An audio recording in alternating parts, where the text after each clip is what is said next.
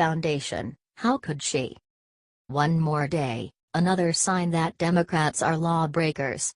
Behind all the ideals flagging and lovely speeches, Democrats are attempting to rob America. They claim they think about helping poor people, working class, and regular Americans. In any case, in truth, they are just in it to profit themselves. We see this over and over, when they back policies and laws that assist their rich donors. Regularly enough, those laws hurt you and me or raise our taxes to shocking heights. All through a year ago we were compelled to look as Democrats got away with a reiteration of violations. DNC Chairwoman Wasserman Schultz was double-crossing her own party to help Hillary Clinton. Donna Brazile, another DNC head, was going a long wrangle about inquiries. Also, obviously Clinton herself had overstepped the law to utilize a private email server.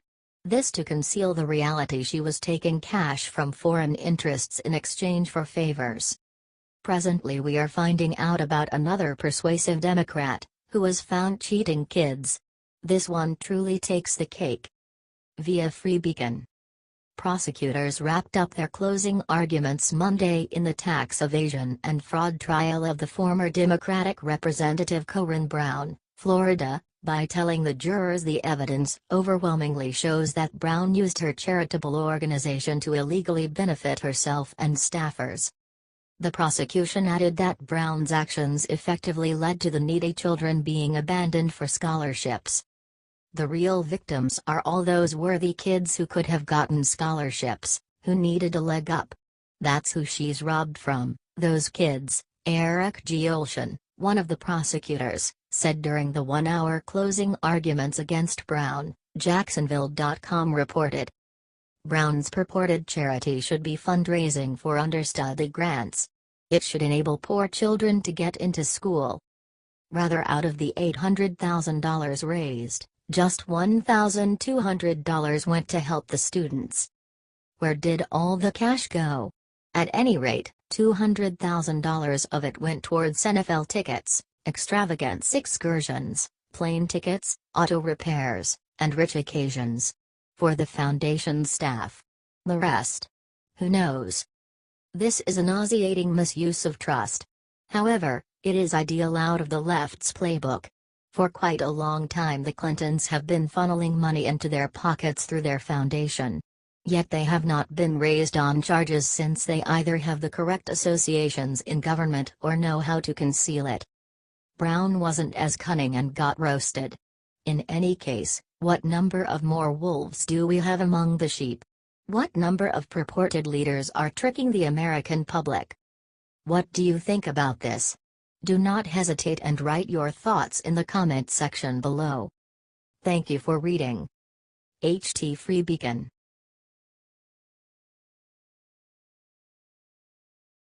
President Trump just issued major threat to enemy, libs in panic mode, they won't be. Each U.S. government official in past years has taken in this, if there's a war of words, Trump will win. Furthermore, if there's a real war, the U.S. will win. That is quite recently straightforward math. Yet, war kills. So how would we avoid it with words? Each liberal will disclose to you that you work to pacify your adversary. Trump isn't doing that. Truth be told, he quite recently debilitated to devastate North Korea. Furthermore, it might well keep war from happening. Via IJR. President Donald Trump capped a long day of threats between the U.S. and North Korea by issuing one to the nation's foreign minister that the country is sure not to forget.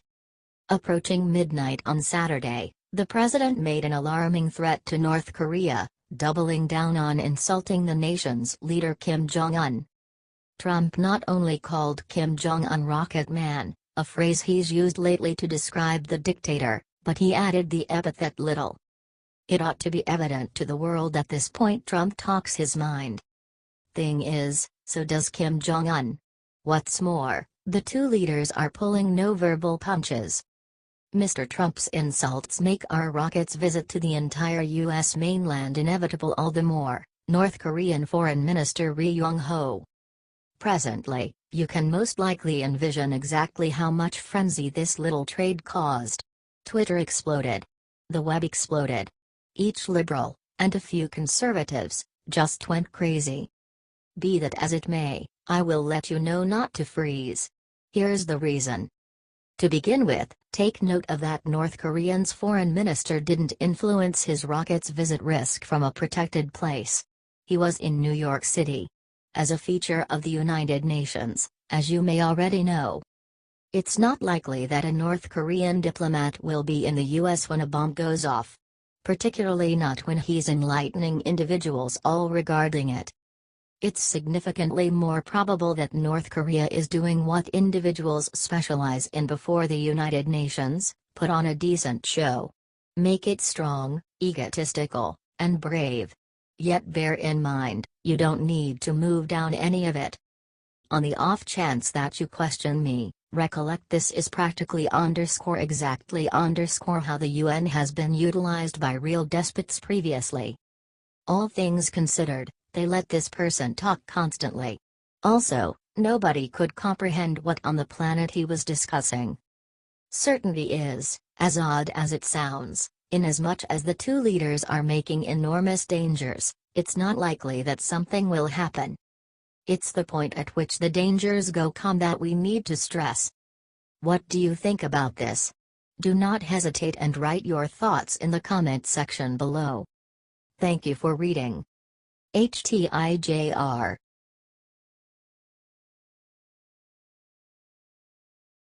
Mind-boggling numbers. The Clinton Foundation just got busted. At the point when a great many people consider criminal corruption, they frequently consider decrepit lawbreakers in the underbelly of the major cities. The Clinton Foundation is the ideal case of an association that sets up a superb front. Most Democrats will cheerfully toss their cash at fizzled presidential candidate Hillary Clinton's charity. Tax records from 2014 uncover a startling pattern. In any case, the establishment got $177 million in contributions, yet just gave $5 million to genuine charities, as per powderedwigsociety.com. The numbers are practically mind-boggling when you take a gander at the records for yourself. As you leaf through the 65 pages of government return material, you can't resist the urge to think about how the foundation's conduct didn't arrive one of the Clintons specifically in jail. Hillary, Bill, and Chelsea Clinton Foundation spent about $86 million of the $177 million they got on expenses. It is not clear what these expenses were, as they were recorded as magnanimous giving in the official archives. The $5 million donated, when contrasted with the $177 million received, implies that Hillary and friends spent an unimportant 2% of their donations on charities, that is out of all funds received. On the off chance that a special examination is to result, for what reason don't we have one that investigates where the majority of this messy Clinton cash went? Most likely, costs can't be high to the point that the Clintons couldn't bear the cost of 5%, not that it'd be greatly improved. As indicated by the records, the organization's mission or most significant activities incorporate objectives, for example, the desire to improve global health and wellness, increase opportunity for women, girls, reduce childhood obesity, create economic OPP and growth, and help communities address effects of climate change. Things get more unusual when you take a gander at line 5 of the tax record. It says that there were 486 individuals utilized by the Clinton Foundation who were paid an aggregate of $34.8 million. At that point, there is a posting of $86.1 million in fees and costs. The last outcome is $5.1 million for the charities. Did it truly take 486 individuals 7 times the measure of cash gave just to give $5 million? We as a whole know the genuine response to this inquiry. It has been clear for a considerable length of time that the Clintons have been working a pay-to-play conspire that loans out the political impact to the individuals who have the cash to pay for security, and they do it mafia style. An open examination concerning the donors, the cash got, And obviously, the Clintons should be enacted as quickly as time permits. On the off chance that you haven't seen, all discussion of the Clinton Foundation stopped after Hillary bombarded in the 2016 election. The Clinton family and their foundation seems, by all accounts, to be a hotbed of criminal activity. To what extent before they start up the business again and take millions from Democrats that basically go towards the Clinton war machine? What do you think about this? Do not hesitate and write your thoughts in the comment section below. Thank you for reading. HTCNA.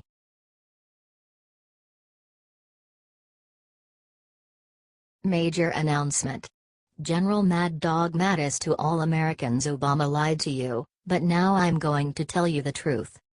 Obama may never again be in the White House, yet his policies are as yet harming America.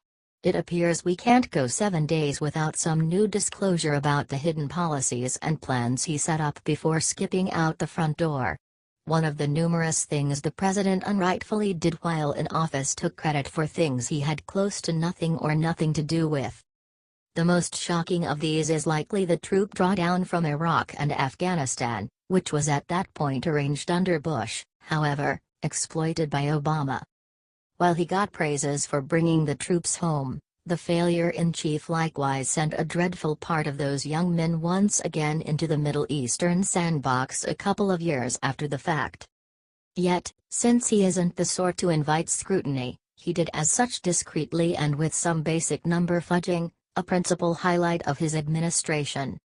Presently, in front of Trump's decision to raise the U.S. war in Afghanistan, it has been uncovered exactly how much the president underreported troop levels in the area.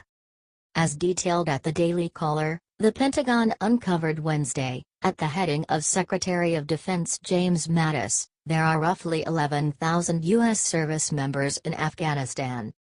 Before this declaration, the Pentagon would just ever admit to there being 8,400 troops there under force management in light of orders from the Obama administration.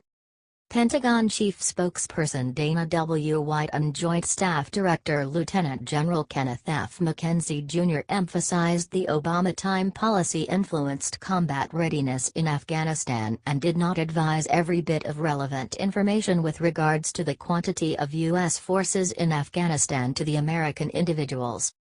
I'm certain you'll see CNN and their ilk scrutinizing the previous president for lying about the numbers. This way of doing business is over, White flatly declared, adding, "We owe the American people as much transparency as possible." The straightforward trap that permitted the Obama administration to land at the magic 8,400 number was to not unveil troops sent on temporary status, regardless of them being there to help both U.S. and NATO missions. Because of Obama's despicable face-saving concealment, fragmented units were often deployed to hold numbers under 8,400, however, that will never again be the situation since legitimate bookkeeping will now be finished. Mattis' decision is a noteworthy repudiation of the dishonest Obama-era policy, which did only lessen our military's combat readiness. Finnish units will now be on ready and arranged for deployment should their numbers be called, without dread of being part separated for political purposes. This is yet another case of President Zero's lack of interest to our military's needs and the way that all that he did and keeps on doing is tied in with influencing himself to look great. What do you think about this? Do not hesitate and write your thoughts in the comment section below. Thank you for reading. HT The Daily Caller.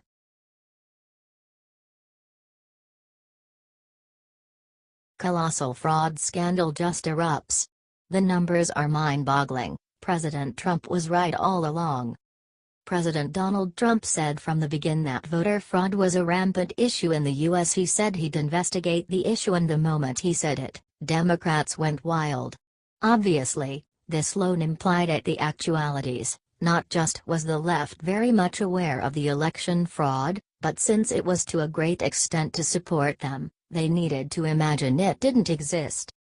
Yet, apparently consistently, we unearth more proof of evident voter fraud, and with each new report, Trump grins only somewhat more. Voter fraud is genuine, and maybe it's nothing unexpected to see the mind-boggling reports originating from Democrat-centric cities and towns. For example, there's the liberal haven known as Chicago, where Mayor Rahm Emanuel has effectively demonstrated he thinks much more about unlawful outsiders than American nationals. However, now we have hard proof of monstrous voter fraud in that city and encompassing ranges. Via Federalist Papers. The Chicago City Wire reports that, more than 14,000 votes were cast in Chicago during the 2016 general election than there were voters to cast them, based on separate figures released by the Chicago Board of Elections, the chairman of the Chicago Republican Party has reported. Chris Cleveland told the Chicago Wire that on a whim, he filed a Freedom of Information Act (FOIA) request with the board, which provided him with a list of 1,101,178 people who voted in the general election. An earlier post on the board's website said that 1,115,664 votes were cast. There should never be more votes than voters, Cleveland said. Every ballot cast should be recorded against a registered voter. That is a splendid insight. Would it say it isn't? How would you get a larger number of votes cast than enlisted voters? Basic. Voter fraud. To exacerbate the situation, Chicago isn't the main ward with this issue. Indeed, this is by all account not the only assortment of voter fraud, either. According to the director of Judicial Watch's Electoral Integrity Project Robert Popper, there are 10 other states that have another kind of discrepancy in their voting rolls. The number of registered voters exceeds the number of voting-age citizens as determined by a review of the population data. Simply don't tell the forces that be in Chicago that another person has concocted another approach to fix the vote. Heads will move over the disappointment of the city's leaders to stay aware of and actualize the most recent developments in voter fraud.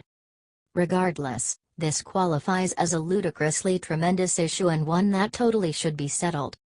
Trump was right, and ideally, the number one issue that sicknesses vote-based system will be dispensed with amid Trump's opportunity in office. What do you think about this?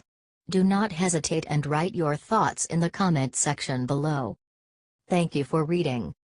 The Federalist Papers Project.